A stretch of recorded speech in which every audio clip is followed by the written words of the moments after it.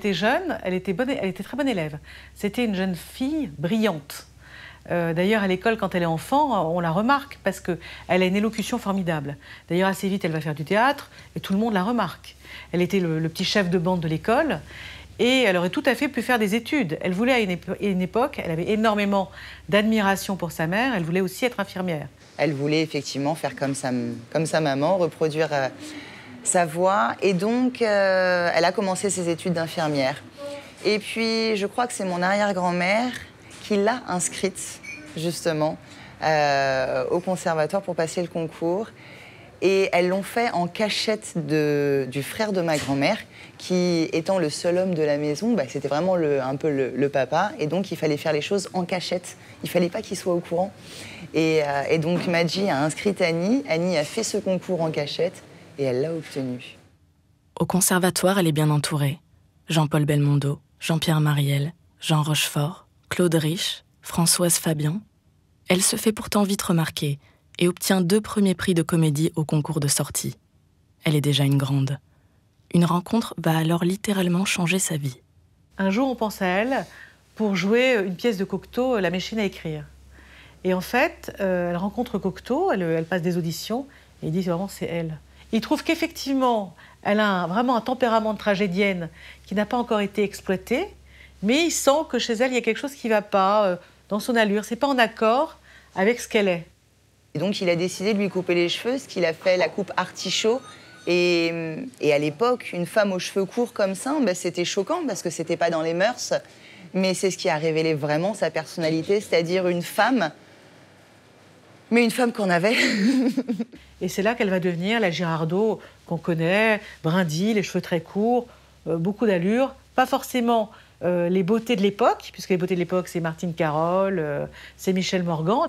Une force intérieure puissante qui va transcender les choses, qui va transcender la vie. Elle devient donc une vedette avec La machine à écrire. Le cinéma lui ouvre ses portes. Elle tourne avec Pierre Freinet, puis avec Jean Gabin dans Le Rouge et Mi, où elle lui tient parfaitement tête. Et à un moment donné, la Comédie Française va lui demander de choisir. Soit elle fait du cinéma et du théâtre par ailleurs, soit elle reste à la Comédie Française. Et donc, vraiment avec beaucoup de chagrin et de peine, elle choisit quand même de quitter la Comédie Française. Et donc, il se trouve qu'elle a rencontré déjà Luchino Visconti pour jouer avec lui la pièce 2 sur la balançoire avec Jean Marais. Et là aussi, c'est un grand succès et elle découvre Visconti, qui est très impressionnée par Annie Girardot, qui trouve qu'effectivement c'est une très grande et qui aime beaucoup chez Annie Girardot son incertitude. Visconti lui donne alors une de ses plus belles interprétations, dans Rocco et ses frères, où elle partage l'affiche avec Alain Delon et Renato Salvatori.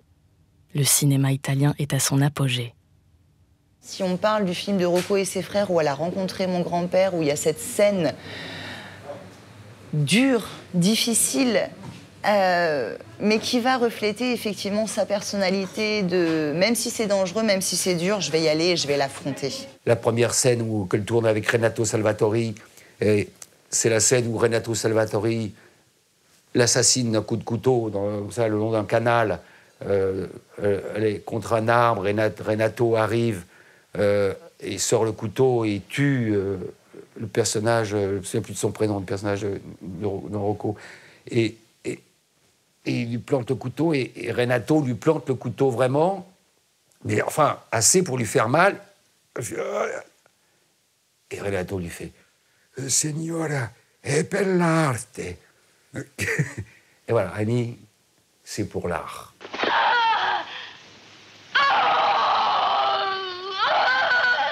Je ne veux pas mourir.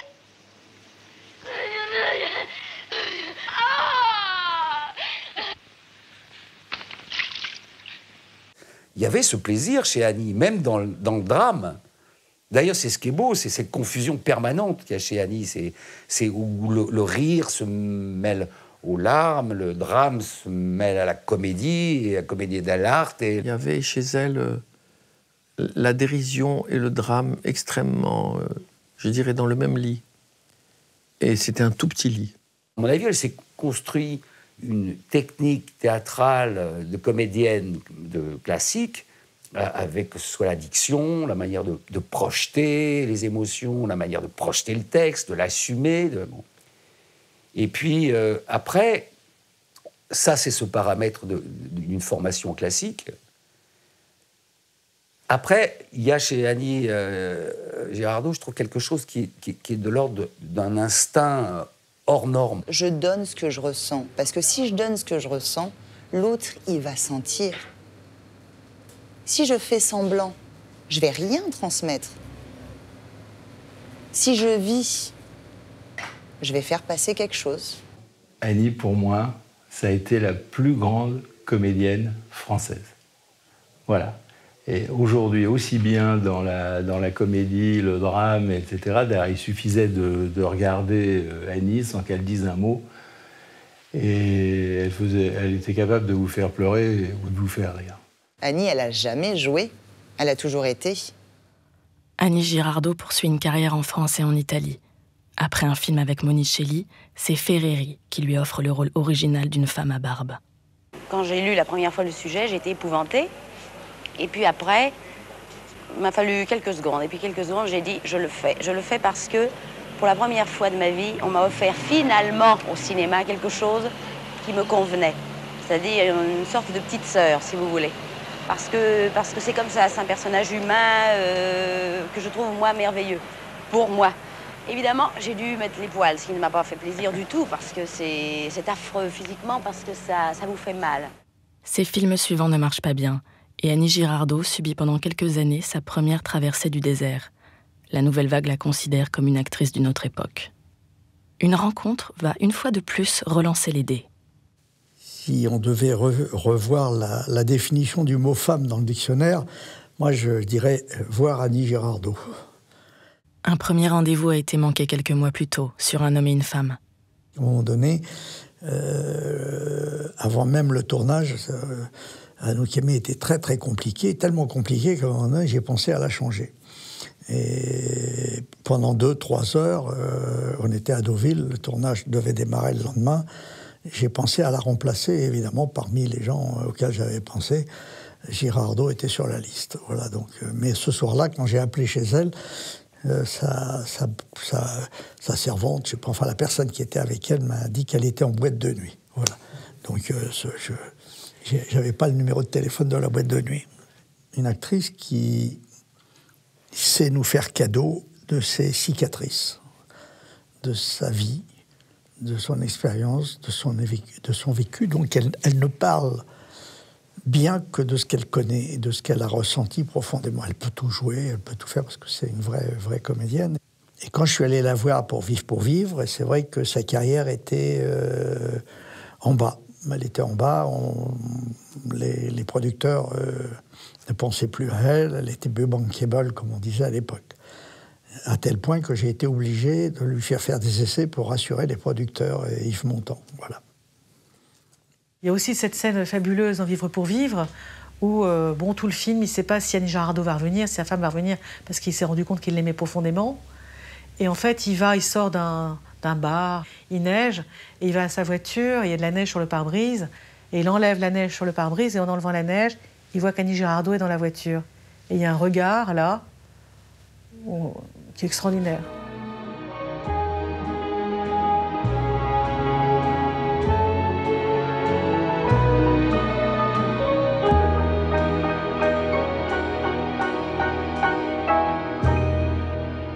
C'est elle qui gagne à la fin. C'est elle qui gagne à la fin parce qu'elle est plus forte que lui. On peut penser pendant tout le film qu'il profite de cette femme et de l'amour qu'elle lui porte, mais elle sait se réinventer. Et puis surtout, Annie aime et aimait la vie. Et c'est cette force, cet amour de la vie qui fait qu'à un moment donné, elle rebondit tout le temps. Tout le temps, elle me fait penser à ces boxeurs qui tombent au tapis, on se dit ça y est, c'est fini, c'est cuit, et puis on ne sait pas, ils se relèvent, un uppercut et ils gagnent le match. Voilà. Donc moi je pense qu'Annie a gagné tous ses matchs, mais au prix de souffrances terribles. Je veux dire, elle n'a jamais eu de match facile. L'aventure Lelouch se poursuit. Après une apparition dans La vie, l'amour, la mort, elle est l'héroïne d'Un homme qui me plaît, avec Jean-Paul Belmondo. Une histoire d'amour vécue comme une parenthèse, où à la fin, Lelouch filme le personnage d'Annie attendant son amant descendre d'un avion à l'aéroport. Elle n'a pas eu le temps de s'habituer à une information positive ou négative. Je veux dire que la plupart du temps, on s'habitue. L'être humain s'habitue très très vite. Et là, ce qui est bouleversant, c'est qu'on la voit passer par les hauts, les bas, l'espoir, et puis surtout, sa lucidité. Elle sait très bien, dès le premier instant où elle rencontre cet homme, que c'est une parenthèse. Elle le sait très bien. Et jusqu'à la fin, elle le sait. Mais à un moment donné, elle sait raconter des histoires à elle-même. C'est-à-dire que dans toutes les histoires d'amour, on se raconte des histoires à soi-même. Mais elle n'est pas dupe. Elle n'est pas dupe. D'ailleurs, à la fin, on voit bien sur son visage qu'elle nous dit « Mais je le savais depuis le début. Et je suis une conne. »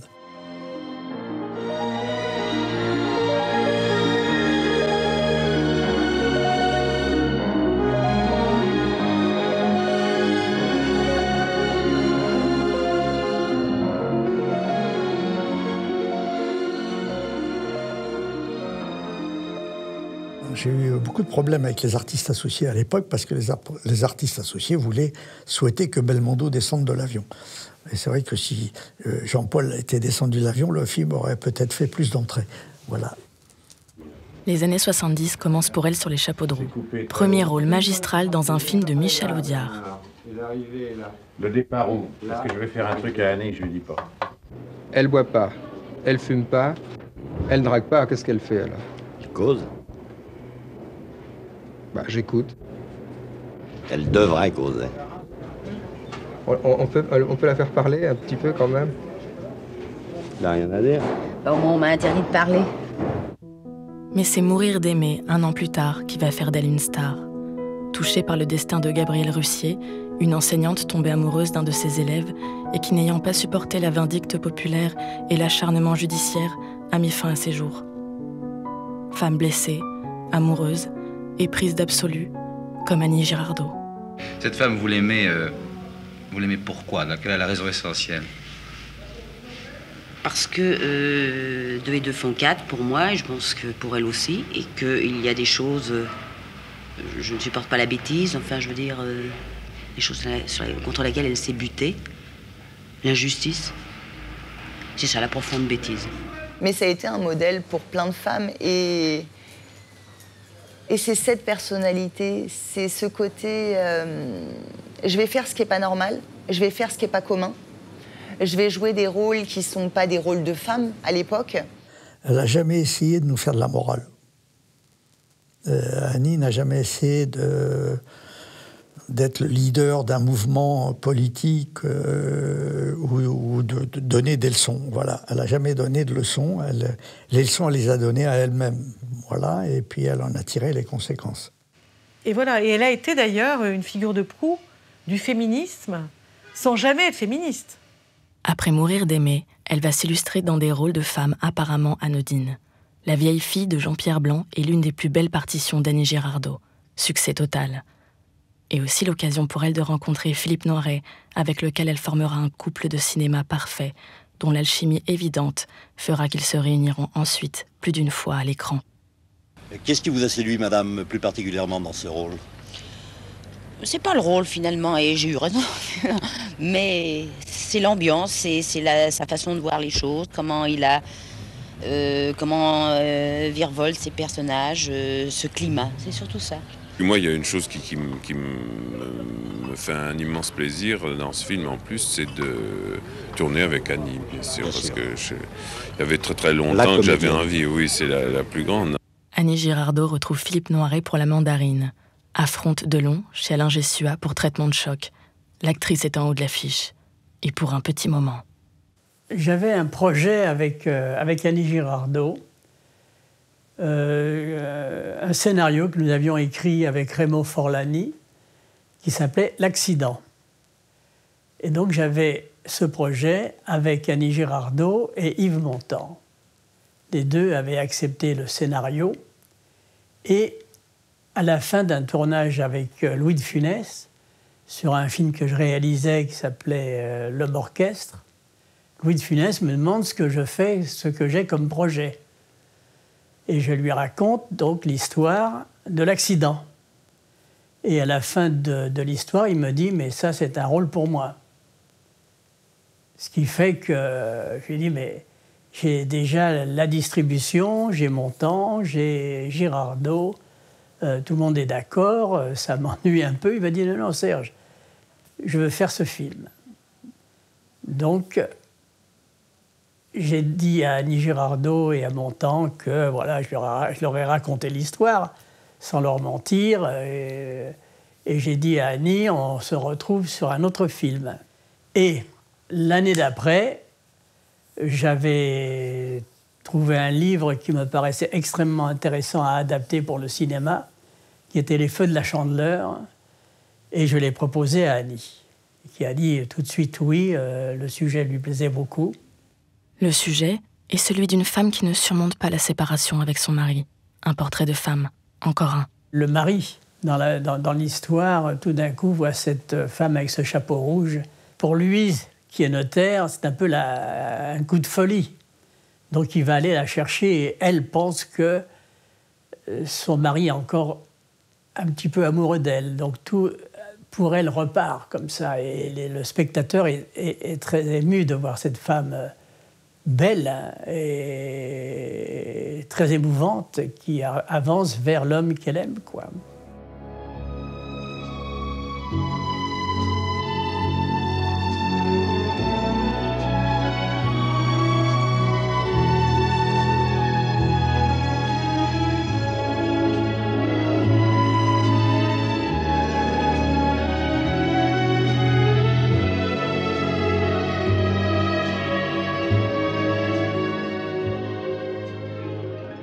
Sur le tournage, il y a des moments d'émotion intense, à tel point que le perchman du film, il était tellement ému pendant le tournage qu'il pleurait pendant les prises.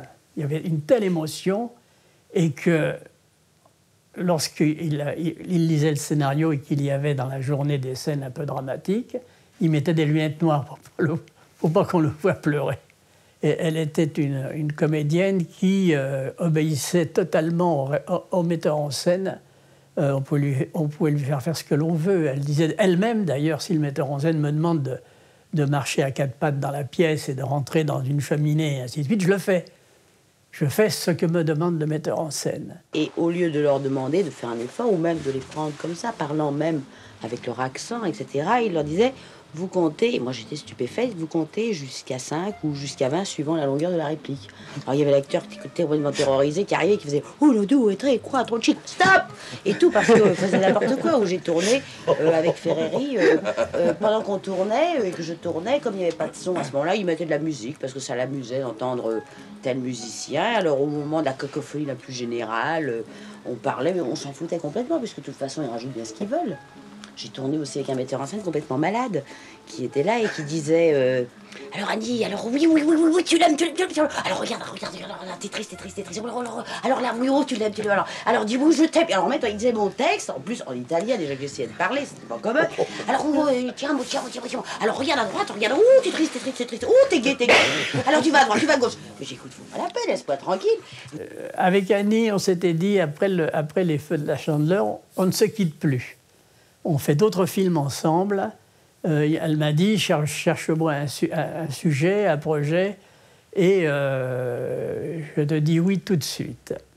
J'ai travaillé sur un nouveau projet d'Ursule Aigreul, qui était une comédie, un peu surréaliste, un peu folle. Et lorsque nous avons proposé ça à Annie, elle a trouvé ça absolument formidable. Ça l'a fait beaucoup rire. Et nous voilà partis sur la Côte d'Azur faire ce film, à moitié dans les décors du studio de la Victorine, et puis en décor naturel. On s'est amusés comme des fous à faire ce film. C'était un Monty Python avant la lettre. Elle est d'autant meilleure dans la comédie qu'elle est tragédienne. Parce que quand vous regardez les films de Annie Girardot, dans ses rôles, ce qui est frappant chez elle, c'est la rupture. Tout d'un coup, on est dans la rigolade, et tout d'un coup, l'autre, il va dire quelque chose. Ah bon ? Et on sent la fragilité. On sent la tragédie, toujours à fleur de peau. Et c'est ça aussi qui est aussi le ressort de sa comédie. C'est marrant parce que moi, Et pourtant, Annie Girardot était quelqu'un sûrement même de douloureux. Et en fin de compte, quand je pense à elle, contrairement à Signoret, je pense beaucoup à des comédies pétillantes. Elle avait cette espèce de voix comme ça, elle parlait à toute blinde. Vraiment, moi, elle me faisait vraiment rire, quoi. Il y avait un phrasé très, très particulier, elle parlait très, très vite. Donc Annie Girardot, pour moi, elle était ultra fantaisiste, en fait. Et j'ai adoré dans La Gifle ce rôle secondaire, mais ultra marquant. Elle parle anglais, elle en a rien à foutre. The Father of Isabelle, enfin, je veux dire, You are not playing tennis, Robert, enfin bon. Je sais pas, c'est hallucinant d'arriver à... C'est une espèce de Louis de Funès féminine, quoi, qui faisait la même chose, d'ailleurs, Louis de Funès, quand il parle anglais dans La Grande Vadrouille, c'est pas possible. C'est juste tellement drôle, parce qu'il parle anglais en pensant français. You are not playing tennis? No, I came too late. Yeah, let me carry those. Monsieur Dickinson, Monsieur Dwellan, the father of Isabelle. Oh, how do you do? Et moi, je trouve que des actrices qui arrivent à marquer des seconds rôles sont des grandes actrices. À l'époque, c'est passé presque comme une Bluette sympa ou un film de comédie sympa. Quand on le revoit aujourd'hui, revoyez-le, c'est vachement joli, hein. Une femme médecin qui apprend qu'elle a un cancer. L'histoire d'une battante, le rôle de sa vie. C'est docteur Françoise Gaillan, le sommet de la popularité d'Annie Girardot.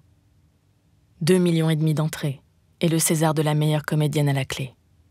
Je ne dis pas qu'on peut guérir définitivement tout, non, hélas. Mais je pense que si on est imprégné, si on a la conscience de quelque chose qui vous ronge, quelque chose qui est étranger, quelque chose de vilain, je pense que par sa tête, sa cervelle, sa volonté, ses nerfs, on peut le diminuer et peut-être le faire disparaître. Je suis certaine de ça. Quand par hasard, elle voit donc cette radio qu'on met devant ses yeux, mais le gars qui lui montre, qui passe et qui dit « Oh là là, c'est mal barré », c'est pas que c'est la radio qui montre son corps à elle, et qui dit « Oh là là, cette personne est mal barrée », elle dit « Ah bon, pourquoi je vois rien ?» Ah bah si, là c'est un cancer, c'est même assez avancé, un truc comme ça. Et qu'on la voit s'effondrer, elle porte la tragédie de la femme qui a le cancer, qui apprend ça et qui voit le spectre de la mort se pointer vers elle, mais elle porte aussi effectivement toute cette tragédie humaine, cet effondrement que l'humanité, en plus spécialement les gens de sa génération, ont connu. Moche. Je parie pour un cancer du lobe supérieur gauche.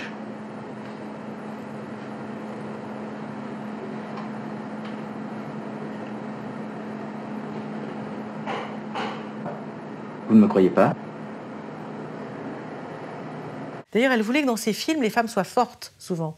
C'est-à-dire que docteur Françoise Gaillan, elle voulait qu'elle soit chef de clinique, mais elle voulait aussi qu'elle soit mariée, qu'elle ait des enfants, qu'elle ait des amants. C'est-à-dire que tout soit activé en elle. Et ça, elle voulait des femmes, parce qu'il y avait encore cette idée à l'époque que si tu veux réussir ta vie, il faut sacrifier ta vie personnelle. Elle ne voulait pas. Dans les films, les femmes, elles allaient tout. Annie Girardot, au sommet du box-office, domine dans des comédies, incarnant des femmes qui ne sacrifient surtout pas leur vie personnelle.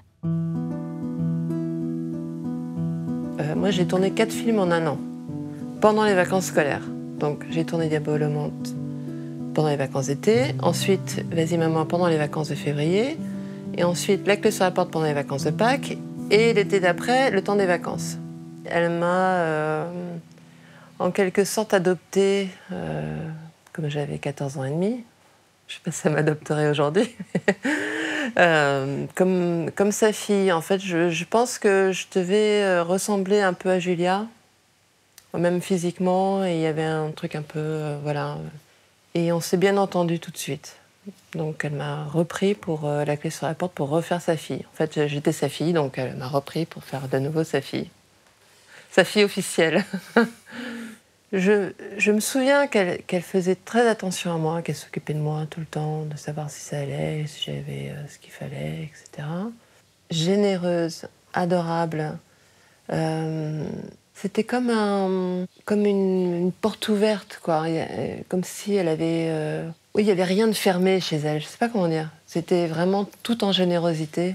Et je pense que c'est ce qui fait qu'elle était aussi attachante. Il n'y avait pas de barrière. Elle me parlait, on se parlait comme si on était des copines. Les gens ils se voyaient à sa place. Elle les représentait. C'est ça qui est c'est la comédienne populaire, mais qui les représentait. Il y avait la caméra, mais au-delà de la caméra, il y avait ce contact. Il y avait ce contact qui restait très fort avec les individus. Les succès s'enchaînent avec Philippe de Broca, Claude Zidi entre autres. Annie Girardot s'y montre généreuse, comme dans la vie.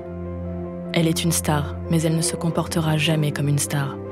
Alors qu'elle est la reine du box-office, elle ne refuse pas les films des copains, films plus difficiles à monter que d'autres. Et pour cela, elle n'hésite pas à s'investir complètement. Il s'est trouvé que Annie vivait avec Walter Ball. Walter Ball était un chef opérateur hollandais qui travaillait en France, qui a travaillé avec Truffaut. Et Walter voulait faire un premier film. Annie l'a soutenu pour monter ce projet dans lequel elle a accepté un petit rôle de participation. C'était un premier film, on habitait tous une grande maison à Bruxelles et Annie était un peu la marraine du film. Alors elle était là pour Walter, mais bon, elle soutenait le moral des troupes, elle faisait la cantinière, elle faisait les allers-retours entre Paris et Bruxelles pour aller chercher le cash, les financements pour permettre au film de se faire. Le film est un film qui s'est appelé après Bobo Jaco. Et puis on s'est dit à ce moment-là que ce serait peut-être pas mal si on pouvait se retrouver sur un film où on serait vraiment tous les deux ensemble, face à face. Et Annie a dit pourquoi pas. Bon. J'ai regardé Annie pendant tout le tournage. Il suffisait de la regarder pour que les choses avancent. Et Annie, elle prenait de tous les côtés comme ça. Et elle renvoyait, parce qu'elle ne gardait pas ça pour elle. Parce qu'elle savait très bien que ça ne pouvait pas marcher comme ça. Que ça ne pouvait marcher que dans l'échange. Et Annie était dans l'échange permanent. Alors il fallait la suivre parce que ça allait très vite. Hein. Mais si on ne suivait pas, elle continuait toute seule. Mais c'était une marathonienne, elle avait une endurance phénoménale. Parmi ses œuvres moins évidentes, il y a La vie continue de Moshe Mizrahi, splendide film où elle tourne avec sa fille Julia, et dans lequel elle donne toute la mesure de son talent en incarnant une femme qui réapprend à vivre après la mort de son mari. Alors, si j'ai bien compris, j'ai droit à 251 francs par mois d'allocation familiale pour Philippe et Jaco. Catherine est trop grande. Mais j'ai droit aussi à 245 francs par mois et par enfant d'allocation orphelin. Catherine ne compte pas. Elle est trop grande. À 18 ans passés, elle n'est plus orpheline. Elle l'est pourtant. Enfin, je veux dire orpheline. Et elle est encore à ma charge, vu qu'elle n'a pas de boulot. Alors? Ah bon? 350 francs? Ah bah si mon mari avait su que sa retraite reviendrait à 350 francs par mois, en tout et pour tout, après 28 ans de travail, il serait peut-être resté encore un peu. 20 ans encore et j'étais riche. C'est pas avantageux de mourir jeune. Je veux dire, pour ceux qui restent. C'est un message fort, en fait. Rien que dans le titre. Et c'est un peu ce qu'on rencontre tous au quotidien à un moment donné de notre vie. Elle aborde les années 80 plus difficilement et peine à trouver un nouveau souffle. Ses films ne dépassent pas le million d'entrées. L'âge d'or semble révolu. Je crois que Annie, elle mélangeait sa vie personnelle avec sa vie professionnelle. Et elle n'arrivait pas à s'en détacher. Et je crois que c'est le fait d'une rencontre et que j'appelle une mauvaise rencontre. Dans les années 80, elle a eu envie d'autre chose. Et cette autre chose, ça s'est présenté avec Bob Decou, qui était un parolier, qui faisait des chansons, qui faisait de la musique. Et elle avait toujours eu envie de chanter. Et après, ça a été l'aventure Bob Decou, qui a été pour elle un peu le glas de sa vie professionnelle, en tout cas de sa vie au sommet des stars. Son projet, chanter dans une comédie musicale écrite par son amoureux. Et pour cela, Elle doit rénover le Casino de Paris. Elle me disait, bon, il faut le faire, etc. Sinon, ils vont transformer le Casino de Paris en parking. Je lui dis, mais Annie, c'est pas ton truc, on va pas faire n'importe quoi, tu vas pas faire...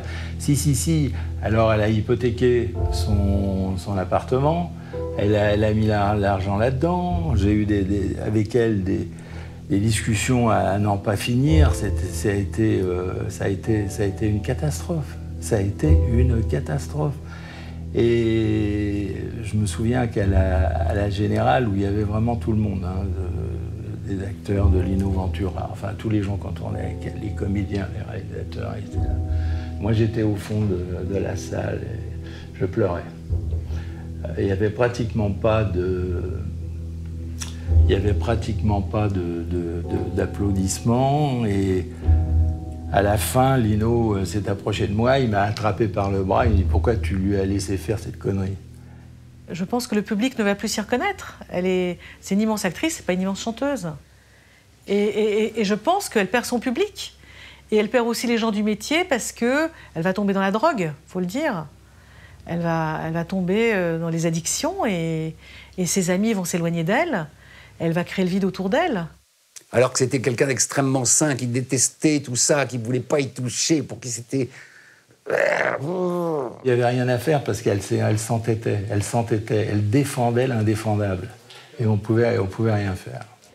Ils vont s'acharner à faire des spectacles ensemble. Ils vont prendre le même spectacle, ils vont faire des tournées au Canada. Ils vont faire un autre spectacle où, manque de bol, il la met sur un trapèze, elle se casse la figure, elle va se blesser. Mais tout ça va prendre des années. Et pendant ces années-là, elle n'est pas sur les écrans. Dernier cadeau qu'elle fait à son amoureux au titre évocateur. Adieu, blaireau. Au box-office évocateur aussi. 52 000 entrées. Annie, elle n'a pas travaillé avec la Nouvelle Vague, elle n'a pas travaillé avec Truffaut, elle n'a pas travaillé avec Chabrol, elle n'a pas travaillé avec Rivette, elle n'a pas travaillé avec Romer. D'accord ? Elle n'a pas travaillé, donc les années 60-70, par là. Elle n'a pas travaillé aussi avec les jeunes cinéastes des années 80, les Téchiné, les Corneau, les Dugolfson, les Miller. Elle n'a pas travaillé avec ces gens-là. C'est quand même bizarre. Est-ce que c'est de la timidité ou est-ce qu'ils n'ont pas osé ? Il y a ça aussi. Hein. C'est vrai qu'elle a été très triste que la Nouvelle Vague ne s'intéresse pas à elle. Mais elle n'était pas faite pour la Nouvelle Vague. Annie, elle est faite pour le premier degré. Elle n'est pas faite pour le deuxième et le troisième degré. Elle est faite pour le premier degré. Elle est ancrée dans la terre. Elle est pas assez savante pour raisonner de travers. Vous voyez ce que je veux dire ? Elle est dans la vie et puis on ne peut pas lui raconter d'histoire. On ne peut pas, avec des mots, la rouler dans la farine. Vous voyez ce que je veux dire ? Ce que faisait la Nouvelle Vague. Vous voyez, la Nouvelle Vague, elle s'est rassurée avec des mots, avec des raisonnements. L'intelligentsia, c'est pas pour Annie. Annie, c'est le public. C'est les gens qui sont dans les rues, dans les bistrots, qui souffrent, qui pleurent. Voilà, donc c'est normal qu'elle n'ait pas intéressé les snobs. Une fois encore, Lelouch la repêche alors qu'elle est au fond, avec un rôle dans Les Misérables. Quand elle tourne dans Les Misérables, la fameuse scène qui va lui valoir le César, à ce moment-là, elle ne se contente pas de raconter l'histoire de mon film. À ce moment-là, elle part dans un délire qui est le sien à ce moment-là, car ce jour-là, effectivement, elle traversait une période difficile de sa vie, complexe. Le matin du tournage, je m'en rappelle très bien, elle est venue me voir, elle m'a dit « Claude, écoute, aujourd'hui, je peux tout faire sauf tourner une scène parce que mon mec me trompe à Paris, ma mère est malade, ma fille fait des conneries, je suis à découvert à la banque. » Elle me dit « Sois gentil, laisse-moi faire un aller-retour à Paris et on tournera la scène demain ou après-demain. Mais là, je ne suis pas en état de tourner. » Je lui dis « Écoute, tu me fais une prise et tu t'en vas. » Et on a tourné pendant 2 heures ou 2 heures et demie à 2 caméras, comme le fait souvent Claude Lelouch, en nous soufflant du texte, soit avant de tourner, soit pendant, soit juste avant les prises, soit même pendant les prises. Et Et il s'est passé un truc incroyable.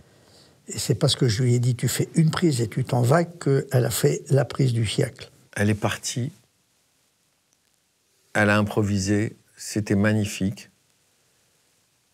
J'étais absolument amoureux de ce qu'on était en train de vivre. Elle a fait la prise où elle a tout lâché, tout lâché. Elle mélangeait à ce moment-là le personnage du film, sa vie, ses problèmes. Je veux dire que ce mélange extraordinaire, ce mélange de genres, a fait cette scène extraordinaire qui lui a valu le César. Cette espèce d'énervement qu'elle a dans la scène, à un moment donné, elle dit « Bon, alors, quoi, bon, vous êtes un homme, moi je suis une femme, voilà, on s'en fout, Hitler, tout ça, on s'en fout. » Elle se met à parler comme ça, je m'en souviens, je ne l'ai jamais revue. Hein. Mais ça m'a marqué. Et vivant! Vous êtes là, pauvre con! Et vous êtes là, et tout, et puis il y a même mon mari, l'autre con aussi. Et vous aime, et tout, en plus il est jaloux, abruti. Il est jaloux, en plus il n'y avait rien. Mais à un moment, je vous vois là, vous comprenez, moi je suis une femme quand même, j'en ai encore pour un petit moment. C'est tout, ça va passer très vite, tout ça. Je suis très fier d'avoir été là et d'avoir été son partenaire pour qu'elle fasse la prise du siècle. Parce que des partenaires, elle en a eu des tas, et pas des moindres. C'est un privilège pour moi d'entendre ça. Ça veut dire, en tout cas, je ne l'ai pas empêché de faire la prise du siècle. Je ne sais pas si je l'ai aidé, mais je ne l'ai pas empêché.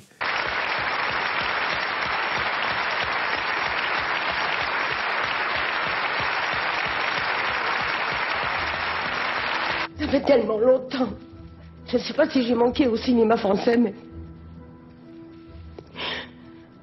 À moi, le cinéma français a manqué. Follement. Éperdument. Douloureusement. Votre témoignage, votre amour me font penser que peut-être... Je le dis bien peut-être... Je ne suis pas encore tout à fait morte.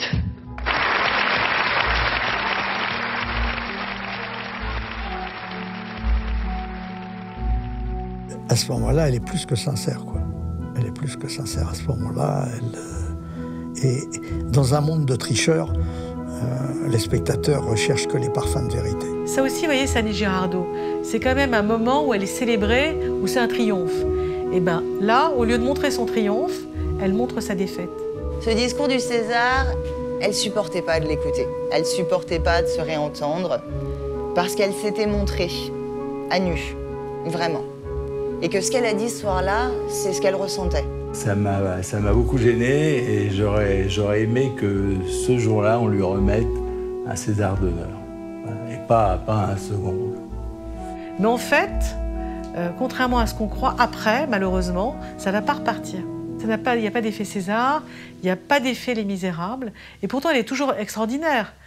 Dans La Pianiste, où elle nous appelle très très souvent, quand elle est off, et qu'elle nous dit à quel point c'est dur, à quel point le tournage est dur, mais qu'elle veut surtout pas en partir, parce qu'elle a galéré pour être justement de nouveau là où elle est, mais que c'est difficile, que nous, sa famille, on lui manque, mais que, voilà, elle se bat et elle fait le job.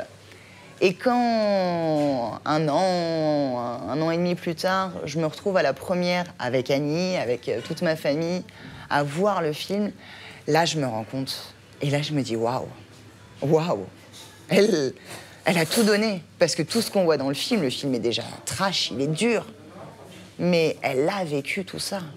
Elle a perdu des cheveux, elle a eu des bleus sur le corps. Une fois de plus, Annie Girardot a tout donné.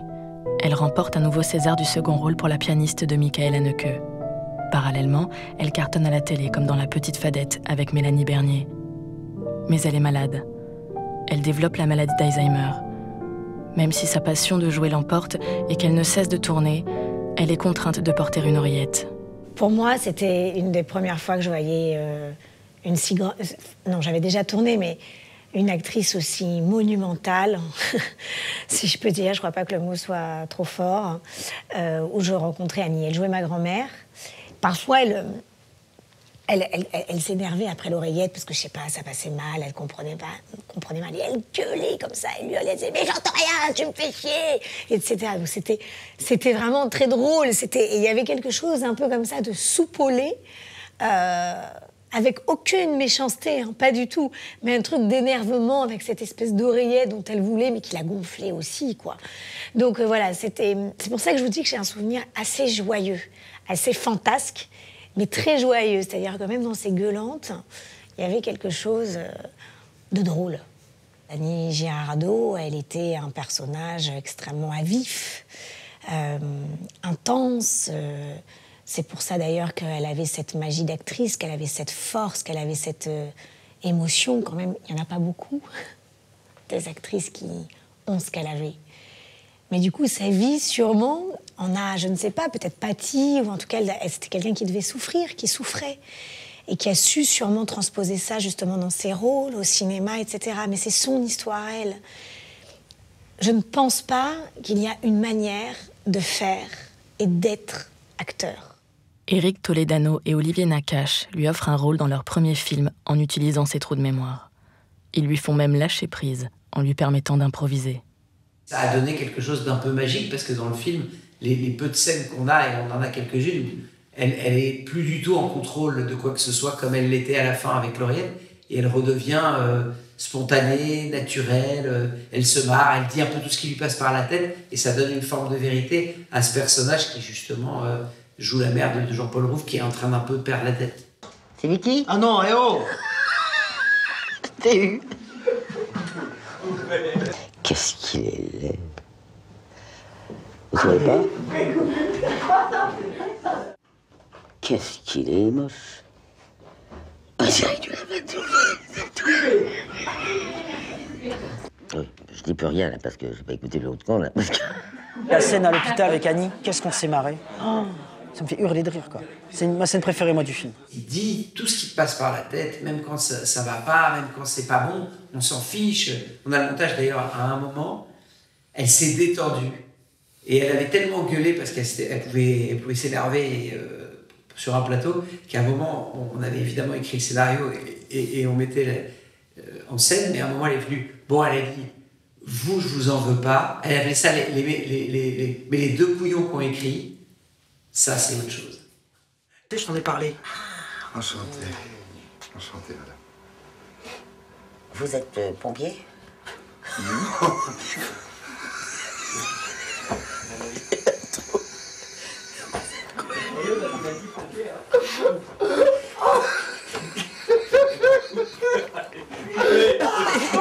Je vais la faire, je sais pas. Vous êtes gendarme? C'est bien aussi. C'est qu'en plein milieu d'une scène, alors qu'elle tournait, elle s'est arrêtée, elle a regardé derrière la caméra, elle a fait vraiment des regards qui n'étaient pas du tout habituels, donc on s'est dit, bon, il y a quelque chose qui déraille. Et elle a eu un moment de lucidité foudroyant où elle a dit, mais vous étiez passés où tous? Vous, là, les chefs-op, les maquilleurs, parce que moi, c'est ça que... Et puis, elle finissait pas ses phrases. Je comprends pas. Vous étiez passés où? Moi, je m'avais manqué. Généreuse jusqu'au bout, actrice jusqu'au bout, passionnée jusqu'au bout. Sa mémoire s'efface peu à peu. Mais c'est surtout les autres qui oublient. Dieu sait si elle a donné d'elle-même pour que des projets puissent se monter.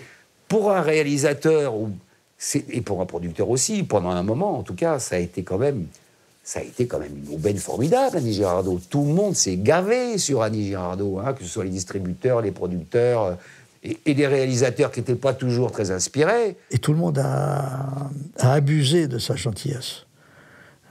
La plupart des hommes qu'elle a rencontrés ont abusé de sa gentillesse, les producteurs, les metteurs en scène. On a vraiment tiré sur la corde. Je veux dire que c'était une femme qui donnait tellement qu'on en voulait encore plus. Elle a donné, mais elle n'a jamais rien demandé. Elle avait aidé beaucoup de gens et qu'il aurait pu y avoir des gens qui l'aident. Par exemple, Jean-Luc Moreau au théâtre est quelqu'un qui l'a beaucoup aidé. C'est quelqu'un qui s'est dit, c'est une immense actrice, je vais l'aider à se remettre en selle. Ce qu'il a fait, et d'ailleurs elle a fait une belle carrière théâtrale, entre autres grâce à lui. Et donc il a eu une générosité. Mais cette générosité-là, finalement, peu l'ont eu. Annie Girardot aimerait jouer Madame Marguerite. Moi, je ne me souvenais pas que ça avait été monté une première fois, que ça avait eu du succès. Mais il y avait 20 ans... Comme Annie commençait à avoir l'attaque de la maladie qui l'a emportée,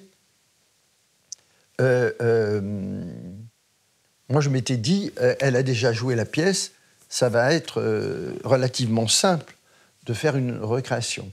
En réalité, ça n'a pas du tout été simple, puisqu'elle n'avait plus du tout de mémoire, et que sa mémoire était fragmentaire, et qu'elle pouvait avoir la mémoire sur 3 phrases, la 4e était un trou noir, la 5e passée, la 6e était un trou noir. Donc, le premier problème que j'ai eu avec elle, c'était de savoir comment elle allait pouvoir jouer la comédie toute seule pendant 1h30. Donc, c'était l'apparition de l'oreillette. On loue l'appareil, je mets le zinzin dans l'oreille d'Annie, et là, je vois quelque chose d'extraordinaire. Je vois dans l'œil d'Annie Girardot, elle se dit « Putain, je suis sauvée ». Et là, c'est le fauve, c'est la bête, c'est l'animal qui prend conscience qu'elle va pouvoir bouffer le monde. Alors, au début, c'était un petit peu assez drôle, parce qu'on lui disait des mots, et puis on lui disait aussi des actions. Va t'asseoir. Et là, elle ne se rendait pas compte que c'était technique. Elle disait, oui, une didascalie. Elle dit, attends, tu m'emmerdes, pourquoi je vais m'asseoir? Non, attends. Oui, attends. Le texte va arriver. Va t'asseoir, c'est un ordre de mise en scène. Enfin bon, c'est un peu le bordel. Et puis, au bout d'un moment, elle s'est évidemment faite à cette oreillette, et elle a pu donner libre cours à son talent, et je dirais vraiment à son génie. Quelle émotion. Elle en avait. Elle en avait. Et même avec la maladie, hein, même sur la dernière à l'Olympia. Hein. Elle est là et elle faiblit pas.